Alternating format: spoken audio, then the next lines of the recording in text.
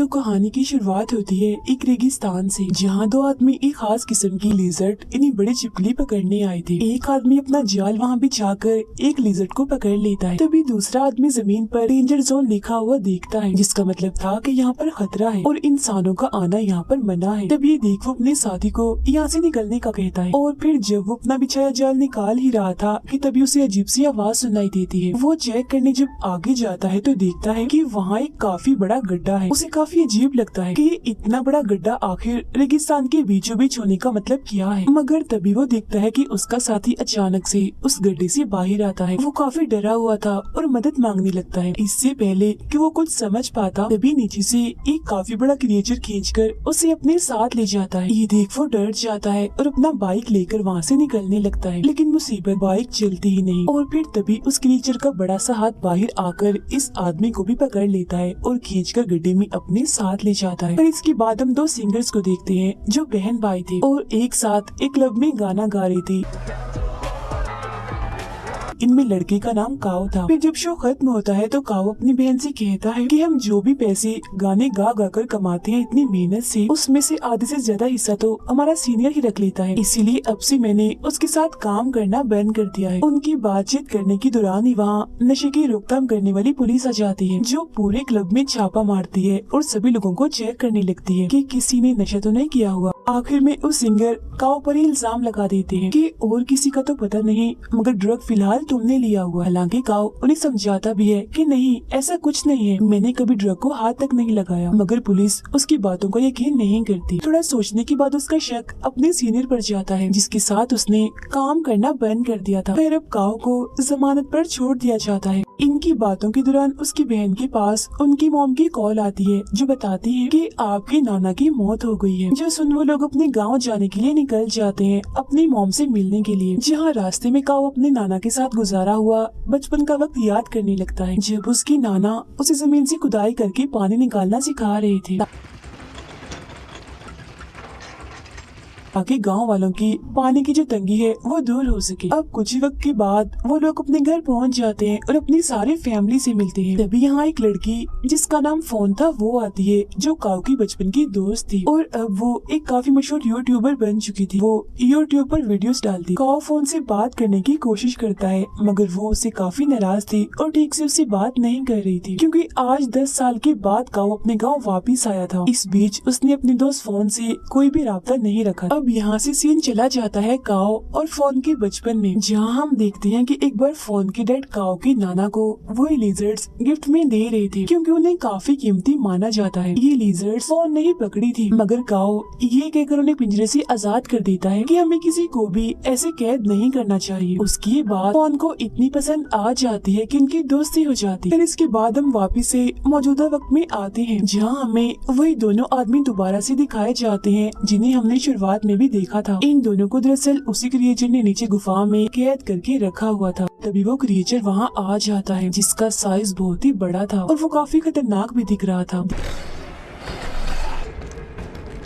देखते देखते वो इन दोनों आदमियों को मार देता है। काओ अपने दोस्त फोन की यूट्यूब वीडियोस देखने लगता है, जहाँ फोन अपने 8 मिलियन फॉलोअर्स होने की खुशी में एक मुकाबला रखती है, जिसमें वो बताती है कि अगर कोई मेरे गांव की जमीन को खोदकर सबसे पहले पानी निकालेगा तो वो इस मुकाबले को जीत जाएगा और उससे बहुत सारा पैसा मिलेगा। ये बात काओ अपनी बहन को भी बताता है, जिस पर वो कहती है अरे वाह, तो फिर हमें भी इस मुकाबले में हिस्सा लेना चाहिए, जिस पर वो भी मान जाता है। जिसके बाद ये दोनों एक लड़के जो काओ का दोस्त होता है उसे भी अपने ग्रुप में शामिल कर लेते हैं। ये लोग वहाँ जाते हैं जहाँ पर फोन ने ये मुकाबला रखा था, लेकिन वहाँ पर तो पहले ही काफी सारे लोग आए हुए थे जिन्होंने इस मुकाबले में हिस्सा लिया था। सारे ग्रुप्स को एक नक्शा और एक फ्लेयर गन दी जाती है। फ्लेयर गन का इस्तेमाल उन्हें तब करना था जब वो पानी निकालने में कामयाब हो जाए। इसी बीच वहाँ एक काफी अमीर लड़का भी आता है, जिसका अपना काम भी जमीन के नीचे खुदाई करवाने का था। वो फिर फोन के पास जाता है ताकि इस मुकाबले में हिस्सा ले सके, मगर वो तो उल्टी उल्टी बातें करने लगता है उसके साथ। पर तभी काओ इधर आकर उसे रोक देता है, जिसकी फौरन बाद फोन फ्लेयर गन चलाकर इस मुकाबले को शुरू कर देती है।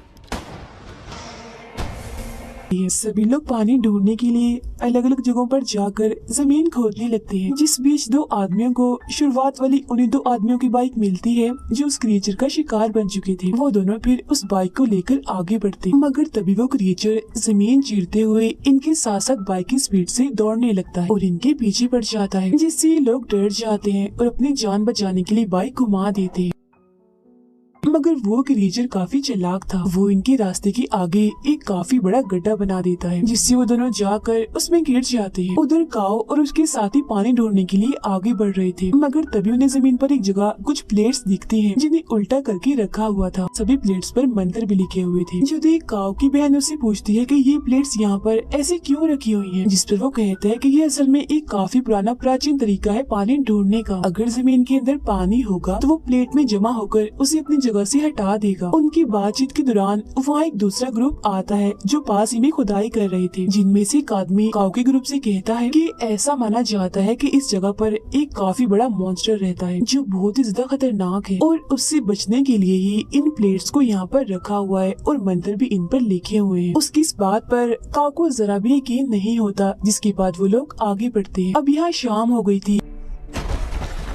गाड़ी में अपनी नाना का एक काफी पुराना नक्शा मिलता है, जिसमें उसकी नाना ने एक पहाड़ के पास निशान बनाया हुआ था। काओ जब उस नक्शे को फोन के दिए हुए नक्शे से मिलाता है तो देखता है कि उस नक्शे में ऐसा कोई भी निशान नहीं है। जो देख ये तीनों समझ जाते हैं कि जरूर इस पहाड़ के पास हमें पानी मिल सकता है, इसीलिए अगले ही दिन ये वहाँ जाने का फैसला करते। शाम होने की वजह से बाकी लोग यहाँ से जा रहे थे, मगर इनमें से 3 लोग रात यहीं गुजारने का फैसला करते हैं। जिनमें से एक आदमी जब साइड पर जाता है तो तभी वो क्रीचर उड़ता हुआ इसके पास आता है और उसका सर ही काट कर जिस्म से अलग कर देता है, जो जाकर उसके साथियों के पास गिरता है, जिसे देख उनके होश उड़ जाते हैं, काफी डर जाते हैं और अपनी जान बचाने के लिए वहाँ से भागने लगते हैं। मगर तभी वो बड़ा सा क्रिएचर इनके सामने आता है। तब यहाँ हमें पता चलता है कि ये क्रिएचर और कोई नहीं बल्कि बिग लिजर्ड है, जिसका साइज इतना बड़ा हो चुका है वो अब इन दोनों आदमियों को भी मार कर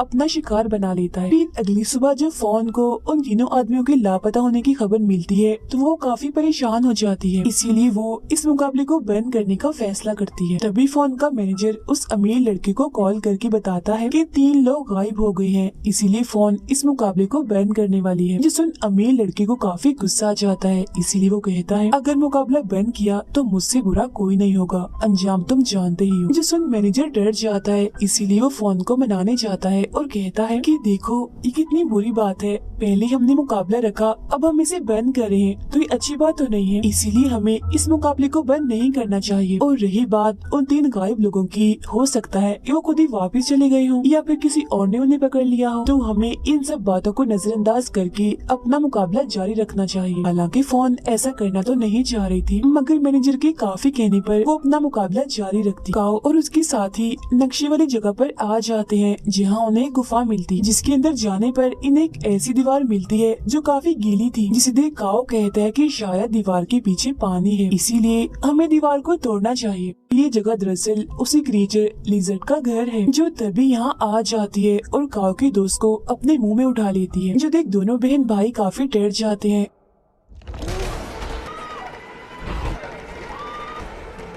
और अपनी जान बचाने के लिए गुफा से बाहर आ गए थे। फिर वो बाकी लोगों के पास जाकर सबको इस क्रिएचर के बारे में बताने लगते हैं, मगर कोई भी इनकी बातों को यकीन नहीं करता। अगले ही पल वो क्रिएचर नीचे से जमीन फाड़कर एक आदमी पर हमला कर देता है और उसी आधा नीचे से पकड़ लेता है। फौरन बात खींचकर वो उसे भी अपने साथ ले जाता है। अब ये देखकर तो सबके होश उड़ गए थे, उन्हें अब काओ की बातों पर यकीन हो गया था, तो वो अपनी जान बचाने के लिए यहाँ से भागने लगते हैं। काओ की बहन और वो अमीर लड़का कैसे भी करके ट्रक में आकर छुप जाते हैं, मगर मैनेजर अंदर नहीं आ पाता, वो बाहर ही रह जाता है। जहाँ तभी वो क्रिएचर आकर उस पर झपट पड़ता है और एक ही झटके में उसे मार देता है। इसके बाद वो क्रिएचर अब काओ और फोन के पीछे बढ़ गया था, जिससे बचने के लिए वो दोनों भागने लगते हैं। तो वो क्रिएचर भी तेजी से भागने लगता है, लेकिन तभी वो दोनों भागते भागते एक गड्ढे में गिर जाते हैं। अब ये देखकर काओ की बहन अपने भाई की जान बचाने के लिए ट्रक का हॉर्न बजा देती है, मगर फिर जैसे क्रिएचर वहाँ आता है तो काओ की बहन और वो अमीर लड़का नीचे होकर छुप जाते हैं, जिससे वो क्रिएचर इनके ट्रक के पास आता तो है, मगर इन्हें वो नहीं देख पाता और चुपचाप वहाँ वहाँ से चला जाता है। उधर काओ और फॉन को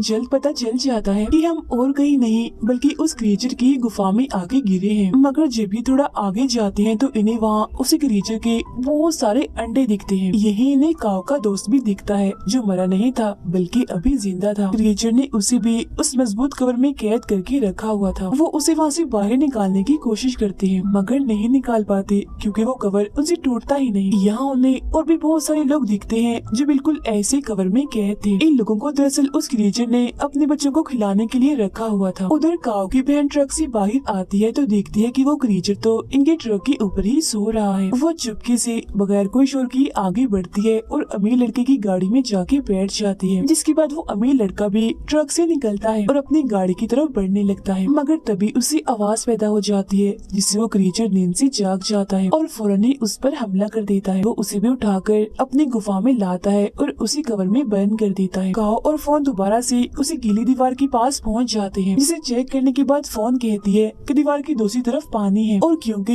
ये लिजर्ड क्रिएचर है इसलिए शायद इसे पानी पसंद नहीं होगा तो उसने पानी से बचने के लिए ये दीवार बना। फिर इसके बाद ये दोनों उस गुफा से बाहर आ जाते हैं जहाँ इन्हें कुछ लोग दिखते हैं तो ये उनके पास चले जाते हैं मगर तभी वो क्रिएचर बड़ी स्पीड में आता है और पलक झपकते ही वो बहुत सारे लोगों को अपना शिकार बना लेता है, उन्हें मार देता है। वो फोन को भी देख लेता है और उसे पकड़कर अपने साथ ले जाता है। अब यहाँ काओ फ्लेयर गन चला देता है जो देख उसके पास सिर्फ एक ही ग्रुप आता है जो वही था जिसने काओ को उन प्लेयर्स और क्रिएचर के बारे में बताया था। अब कुछ वक्त के बाद यहाँ काओ की बहन भी आ जाती है। वो लोग एक प्लान बनाते हैं जिसके बाद काफी तेज गाने बजाने लगते हैं। जो आवाज सुन वो क्रिएचर जमीन फाड़कर थोड़ा सा बाहर आता है और सब पर धाड़ने लगता है। वो लोग ये देखकर उसे चारों तरफ से घेर कर उस पर हमला कर देते हैं। जो देख वो क्रिएचर दोबारा से अपनी गुफा में चला जाता है। काओ की बहन कुछ लोगों के साथ उसी गुफा के अंदर जाती है जहाँ वो उन लोगों की मदद से कवर में फंसे हुए सभी लोगों को बाहर निकालती है। लेकिन वो जो अमीर लड़का था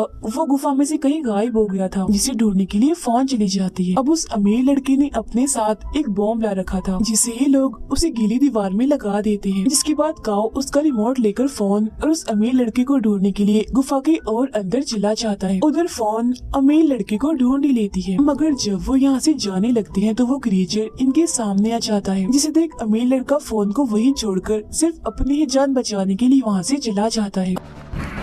अब इससे पहले वो क्रिएचर फोन पर हमला करता काओ भी यहाँ पहुँच चुका था। वो क्रिएचर के ऊपर छलांग लगाकर उसके ऊपर आ जाता और एक कुल्हाड़ी से उस पर हमला कर देता है मगर वो क्रिएचर इतना ताकतवर था कि उसे कुछ भी नहीं होता। जिसके बाद वो क्रिएचर अब फोन को अपनी दुम से पकड़ लेता है और जोर से उसे जकड़ लेता है। वो उसे फिर मारने ही वाला था कि तभी काओ फ्लेयर गन चलाकर उस क्रिएचर के मुंह में डाल देता है जिससे वो क्रिएचर बौखला जाता है और उसका ध्यान भटकते ही ये लोग यहाँ से भाग जाते। कुछ दूर आकर काओ रिमोट का बटन दबाकर बॉम्ब को फोड़ लेता है जिससे वहाँ धमाका होता है और दीवार टूट जाती है। ऐसा होते ही पूरी गुफा में पानी फैलने लगता है। पानी का बहाव इतना तेज था कि क्रिएचर भी उसके साथ बह जाता है और मारा जाता है। पानी अब काफी तेजी से काओ और फोन के पीछे भी आ रहा था मगर वो ठीक वक्त पर गुफा से बाहर निकल आती है जहाँ पर तभी काओ की बहन और उसका दोस्त भी आ जाते। फिर तभी जमीन पर अलग अलग जगह से पानी आने लगता है जो देख के लोग काफी खुश हो जाते हैं। इसके बाद हम देखते हैं कि वो अमीर लड़का